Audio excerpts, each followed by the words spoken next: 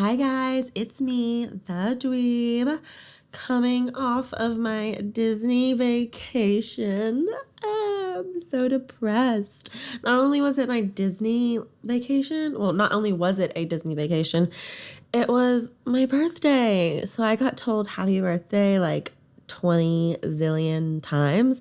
And if you know me, you know that the only holiday that I like is my birthday. And yes, I consider my birthday a holiday. I hate the rest of the holidays. Another thing to be depressed about. Come back from a trip and it's the holidays. Kill me. Anyways, yeah, so Disney was great. Had the best time. Wore ears with a cupcake on it and a button that said it was my birthday. And strangers were telling me happy birthday left and right. By the end of the trip, my happy birthday thank yous went from thanks to thanks. Because, I mean, like, the sixth day of your birthday, that's like it's like a lot. But I did enjoy every single moment of it. I was long overdue for a vacation. And I think that that was the absolute best place for me to take one. One thing that I will say is, my things I don't get are all brought to you by Disney today, or at least my Disney trip. So we will definitely have a few more things I don't get than usual. So I'm looking forward to discussing all of that. In pop culture world, quite a bit has happened, and in Bravo world, so many things have happened. Last week was the week for Bravo, and honestly, I was kind of glad to be like not watching it live because I came home to just the fullest of DVR, and I watched all the Housewives, both premieres and Old Jersey and not Old Jersey, Old Orange County and Old Dallas. They're new, but they're old now. Yeah, so that's always a fun thing to come back to is a full DVR. At least for me, I would be lying if I said that sometimes while waiting in line at Disney, I would think about how full my DVR was getting and I wouldn't smile. That would be a lie. Because that is what happened. I would just be on my phone or talking to Tommy, and then I'd just think, smile. Or for those of you that aren't watching, smile. Just because full DVR, there's nothing better. Okay, so first, let's get into the premiere of The Real Housewives of Atlanta. The story that everyone is talking about is the whole Dennis and Portia scandal. It's so sad. So for those of you who don't know, Dennis was or still is, I don't know, Portia's fiance, and he has been caught cheating on her and was cheating on her during her pregnancy out of all times. I mean, getting cheated on is bad enough. I cannot imagine being pregnant, carrying someone's baby, and like my baby as well, but like someone else's baby, and that person cheating on me. Like, that's gotta be the biggest slap in the face you could ever deal with. There's also bestiality rumors. So like rumors of him having relations. I don't know if you can actually say that word when it comes to an animal, because is it a relation? It's not. It's just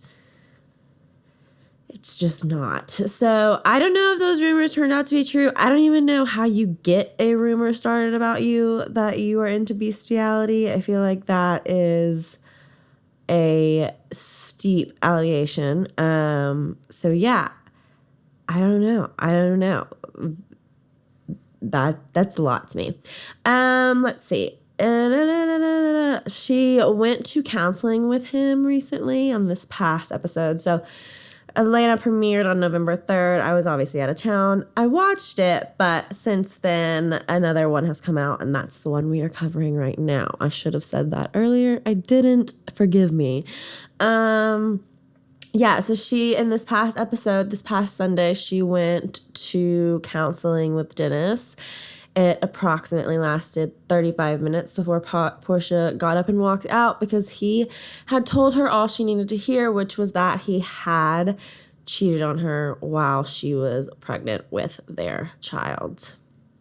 She says that it's unforgivable, and I agree with her. I feel bad for the situation. I wish that would not have happened, obviously, but it did, and she has got to face that reality and move on and find someone who wouldn't even dream of doing that, because that's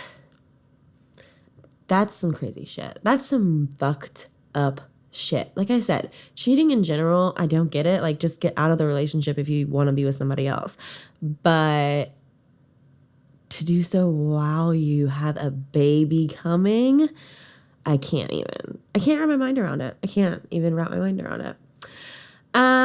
Kenya and Mark also just had a baby. I did like how the episode opened up with Kenya, being that it's Kenya's first season back for a couple seasons. Or maybe I think it was like 2 seasons. Anyways,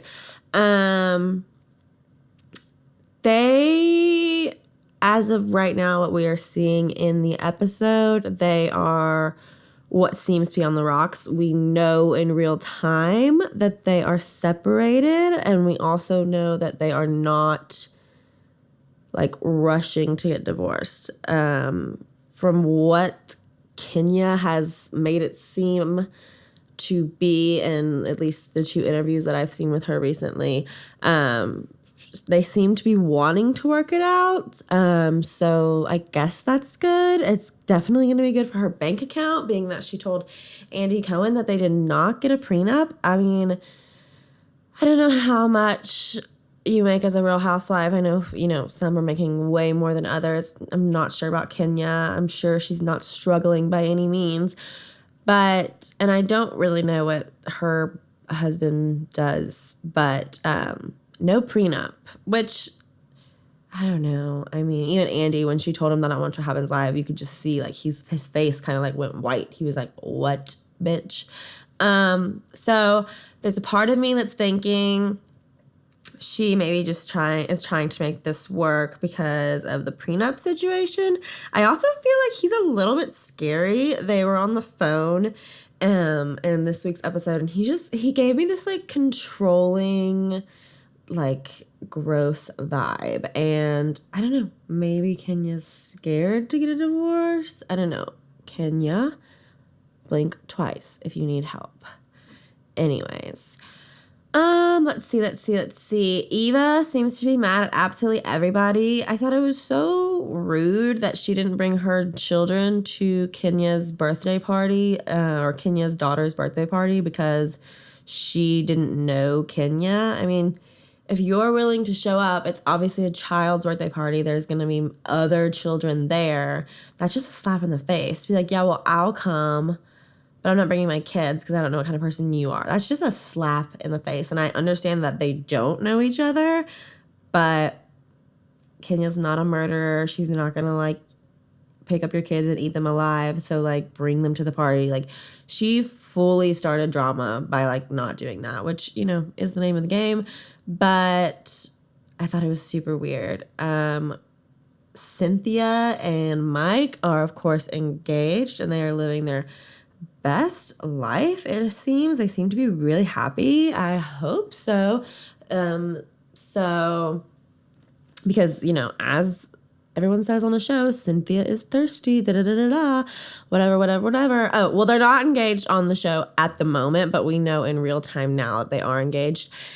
And, they seem really happy, and that's kind of all the storyline is about her. Her daughter, Noelle, I believe is her name. I'm really bad with names. It's like a crime. She has gone off to college and recently has opened up to her mom about being fluent, and I thought it was absolutely beautiful the way that Cynthia handled that conversation, handled it like a pro.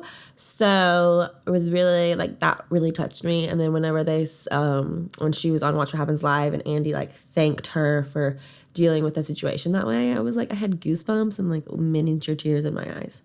Anyways, yeah, I think I said this already, but maybe I didn't. No Nene. We've not seen Nene yet at all, not in episode 1 or 2. She's coming next episode, next Sunday, to be at the World Pride Parade with all of the Bravo Lebs that were with Andy for that. And that's going to be the first time we've seen her this season, episode 3. I don't really know what that's about. But yeah. And that's really all I've got to say about the Real Housewives of Atlanta. I'm very glad that they're back. They're always a fun time. I love a housewife on a Sunday. Like, love it, love it, love it. That lingering moment where there was like from Potomac to Atlanta and there was no housewives. I was like kind of not doing good. I was like, I'm sad. I need a housewife Sunday. Moving on to my absolute favorite. And yes, I have changed my absolute favorite. We'll jump into this probably next, but I'll go ahead and say Orange County Housewives has officially been demoted from being my favorite housewife franchise. More on that later, but for now, let's talk about the Real Housewives of New Jersey, which is now in the top spot for my favorite Real Housewives franchise. Okay. So, let's start off with Jackie. Jackie is back. I don't know how she's back. I thought she was so boring. I don't think she really brings anything to the table. The only thing that she kind of does that I guess Bravo is keeping her in for is she does pick fights with Teresa. And like, obviously Teresa is the most interesting one to watch get in a fight. I mean, she just is. So she does pick fights with Teresa, and I guess that's why she's back. But ultimately, I find her to be pretty boring. I would put her in the same scale as like an Emily. Like, I just feel like Emily from Real Housewives of Orange County. It's just like, you're there, but like, what are you really giving me besides like backup shit? Like, I don't know. I'm not like super into her. But anyways, let's see. It looks like Margaret and Teresa are going to be at each other's throats all season. I mean, we opened up the first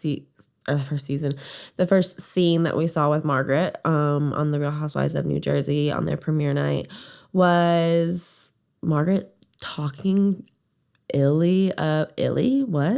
talking poorly about Teresa. So yeah. That is going to be it looks like it's going to be an interesting season for them, as they have showed clips of them arguing in episodes to come. Let's see. We meet, this is what I think is the most interesting storyline thus far, other than the Joe and Teresa side. We meet Dolores' boyfriend, David. So we see Dolores for the first time, and she is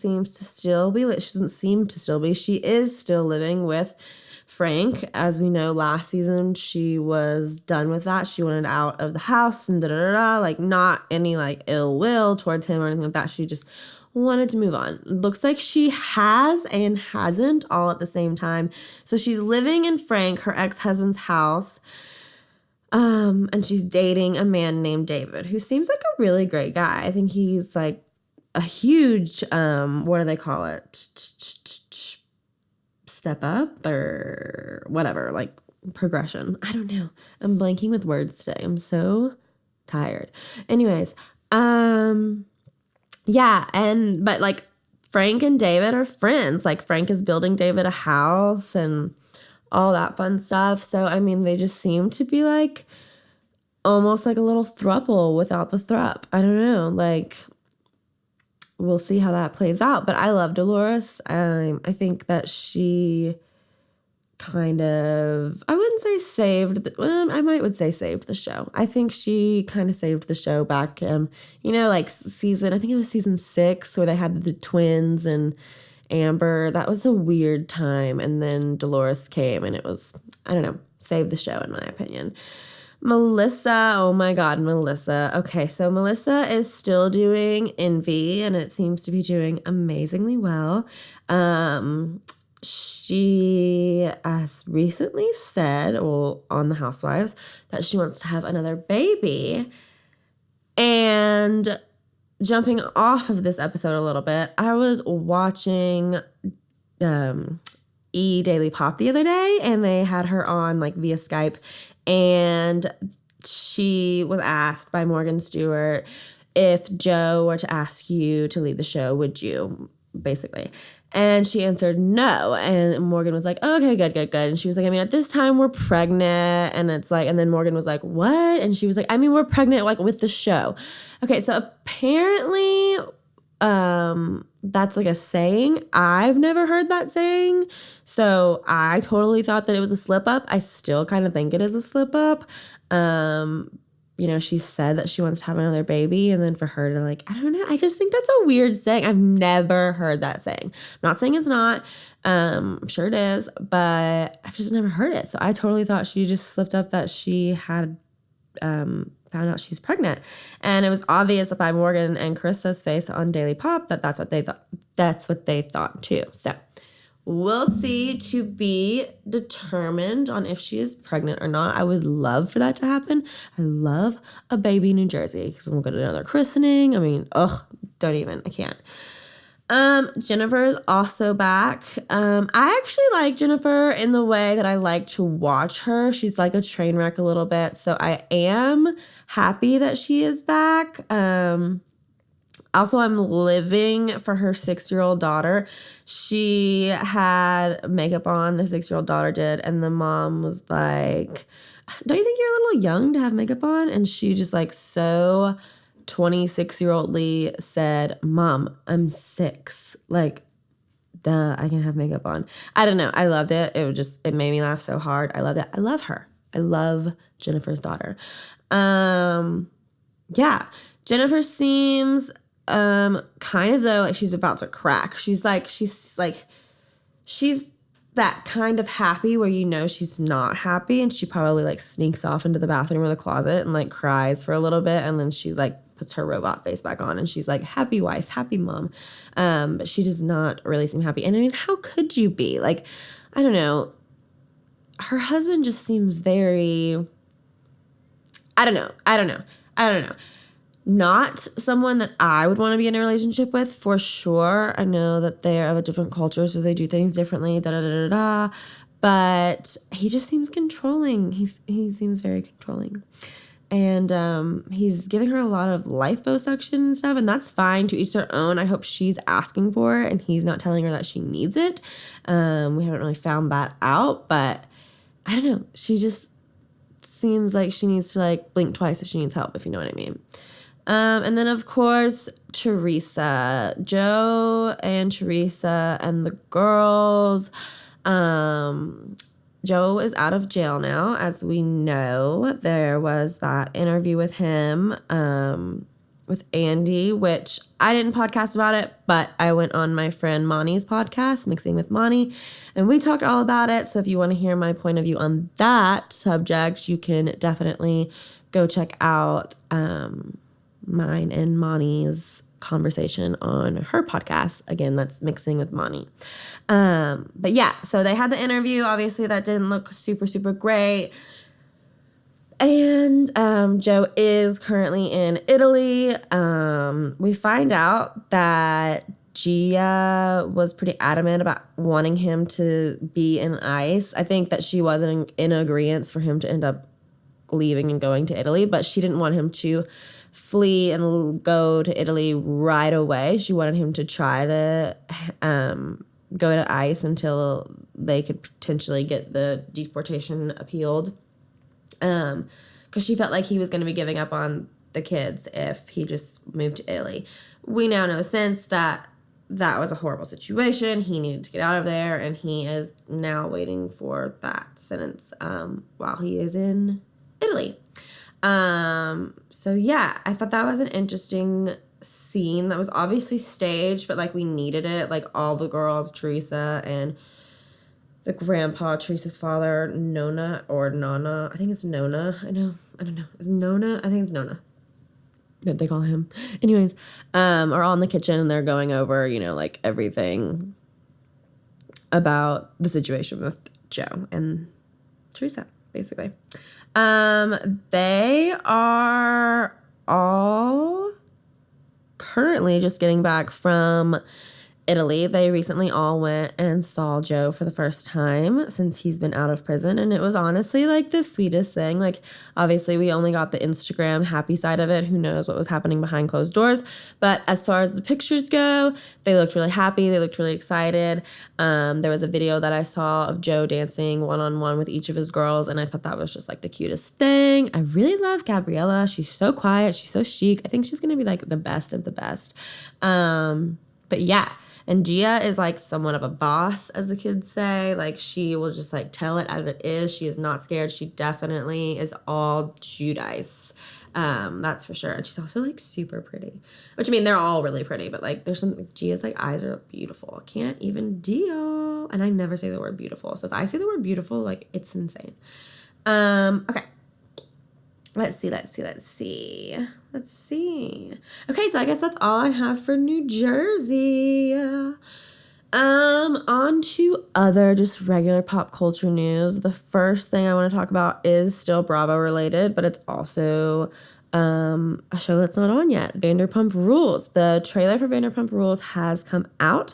It looks very dramatic, but what gives me the most anxiety is the amount of cast members that we have now on the show. My dear friend Anne pointed out to me the other day that it's only 5, but 5 is a lot, Anne. 5 is a lot. And I posted about this earlier today, actually, on my story. But, like, I think this is going to be Stassi's last season. I just feel like she's out there doing bigger and better things. And she's about to get married to Beau. And she's definitely going to have the wedding on Vanderpump Rules. Like, she's already come out and said that. But I think that's going to be her farewell. And it makes sense. Does it not make sense? I mean, I don't want it to be, but that's my prediction.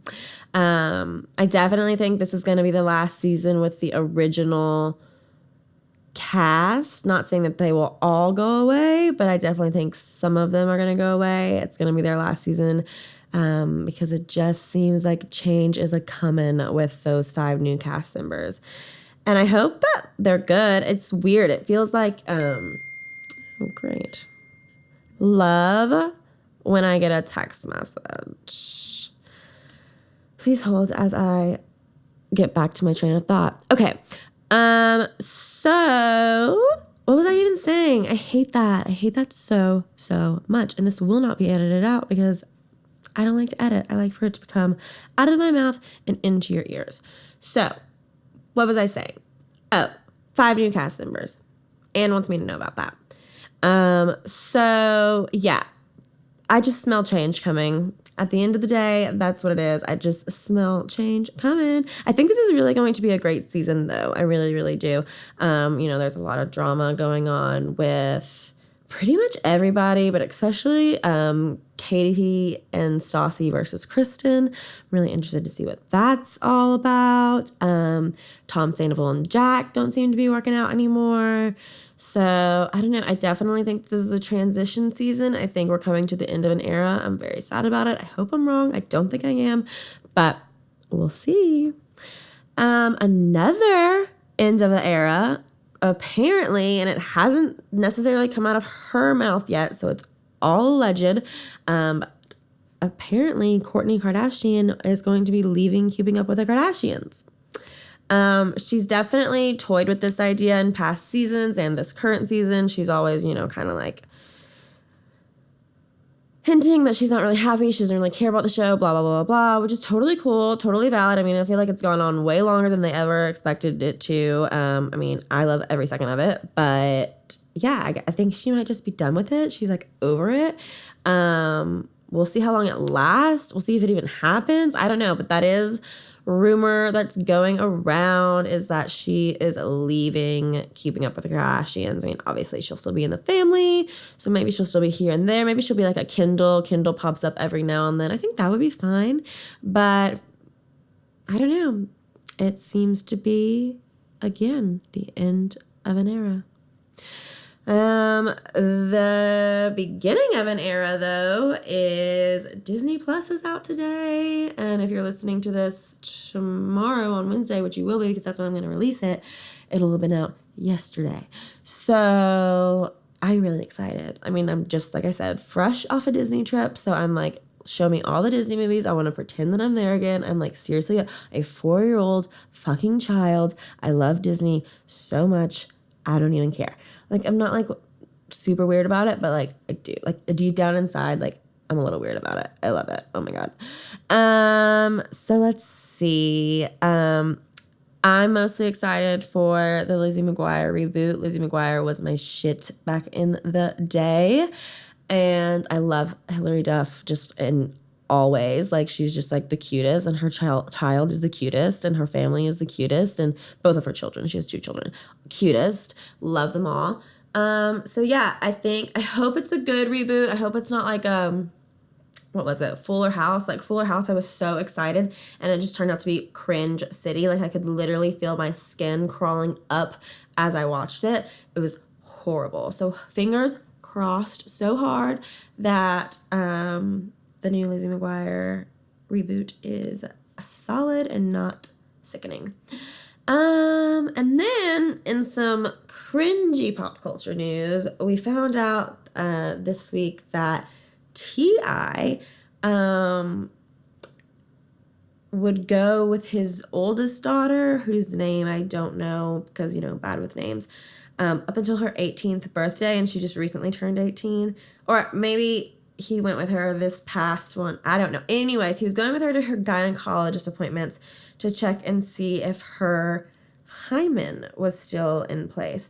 I didn't even really know that was called a hymen. I thought that was like a football move, but I also know nothing about sports, so I don't know. My whole world is wrong. But basically, to make sure that she was still a virgin, he would go with her to her gynecology appointment, go with her to her gynecology appointment is the sentence I am trying to say, and ask the doctor if she was still a virgin, and the doctor would tell him yes or no. What? That's come out, and T.I. has gotten a lot of backlash for it, as he should. Apparently also, now that his daughter is 18, she is pissed off and has unfollowed him and multiple other family members. Breach of fucking privacy. That is like some handmade tale shit. And I haven't even seen that show, but I know what it's about. That's like some dark age cave shit. Not okay. And the scariest part is he has another daughter who is under the age of 18. So like, I'm so disgusted by that. That should not be allowed. It shouldn't be allowed. I don't know.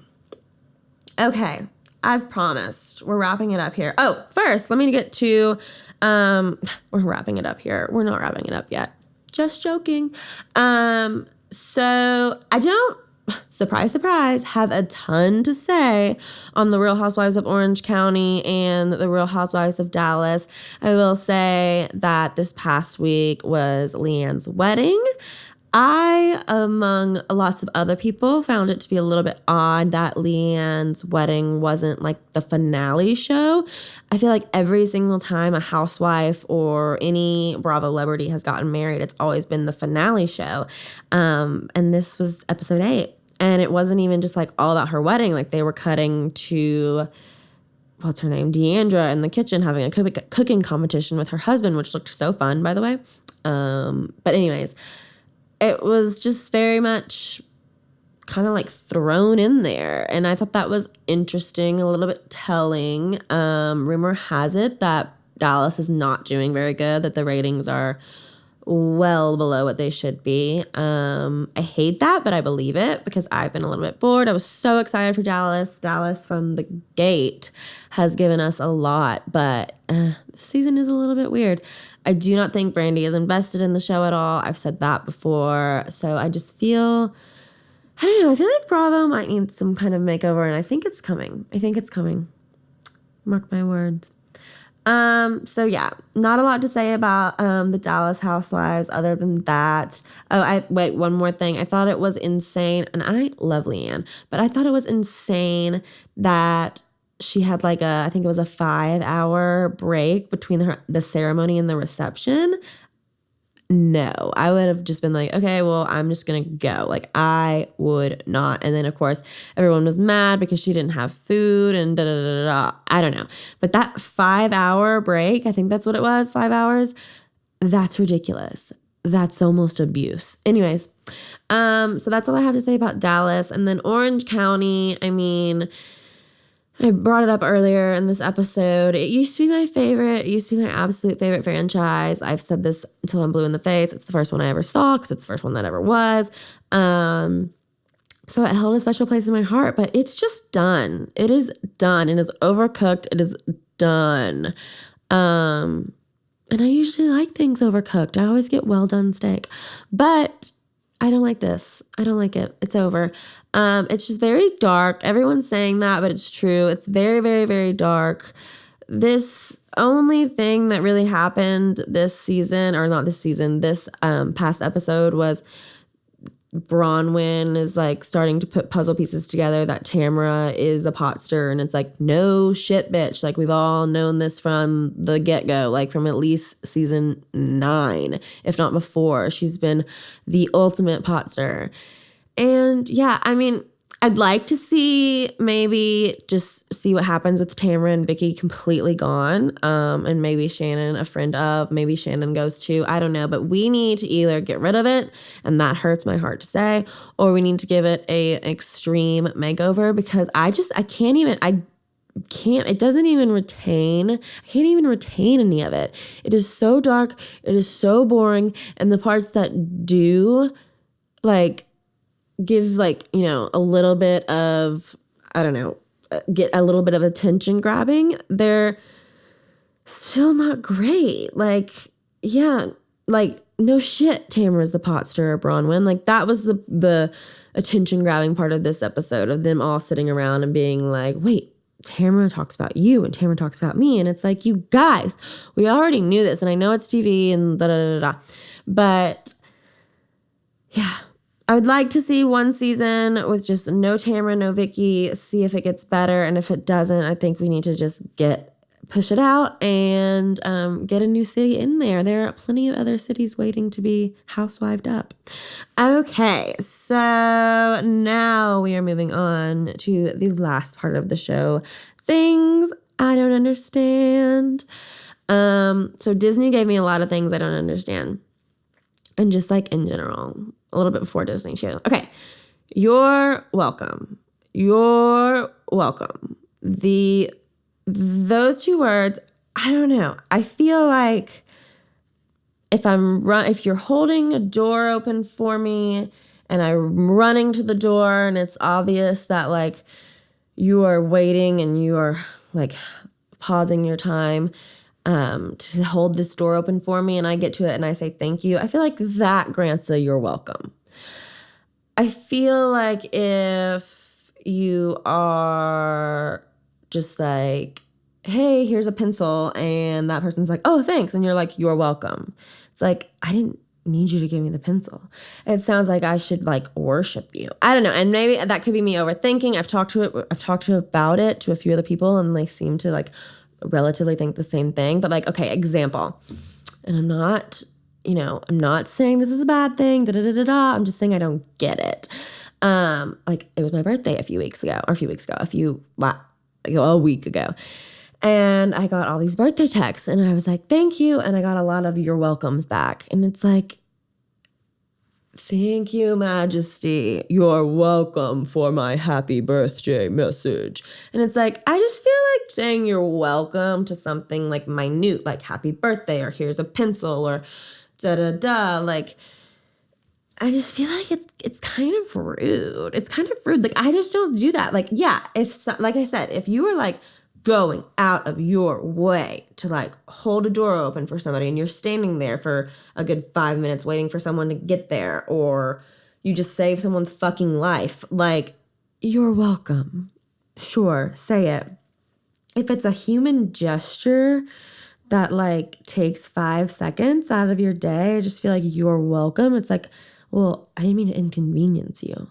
Maybe I'm the only one on that. I'm not, because I talked to a lot of people about it and they all agree. But let's see. So kids that are too big to be in strollers. Hello. I saw so much of this at Disney. If your feet are dragging to the concrete floor, you're too big to be in a stroller. If you're wearing a training bra, you are too big to be in a stroller. If I can see that you have hit puberty because you have a little bit of a fuzz mustache, you're too big to be in a stroller. I think I said wheelchair at one point. Not what I meant. I meant stroller. And if I didn't, then just forget that I said that. But yeah, I saw a lot of big kids in strollers. But on the same case of wheelchairs, I also saw a lot of miracles happen at Disney. Like a lot of people in wheelchairs that all of a sudden got up and walked. Amen. But mostly I get that those people are just fucking lazy, but I don't get the too big of kids in strollers. It's just, I get it. I would do anything to be able to ride around in a stroller at Disney, but I also don't want to look like a little bitch. So anyways, and then also I saw this a few times at Disney. Nothing against Spanx, love a Spank, but Spanx that go to your knees underneath your shorty shorts, not really serving the purpose, I think. I mean, do what you want, but I definitely saw that at least 2 times. Like, to your knee, nude, flesh-colored Spanx under short jean shorts. First of all, why are you wearing shorts? I hate a jean short. If you are over the age of 23, I'll give you 23, you shouldn't be wearing a jean short anymore. It's weird. That's me being a judgy bitch, but it's weird, okay? And this lady was well over 22. I mean, she was probably, past 50s. God love her. But yeah, what? I don't get that. I don't know.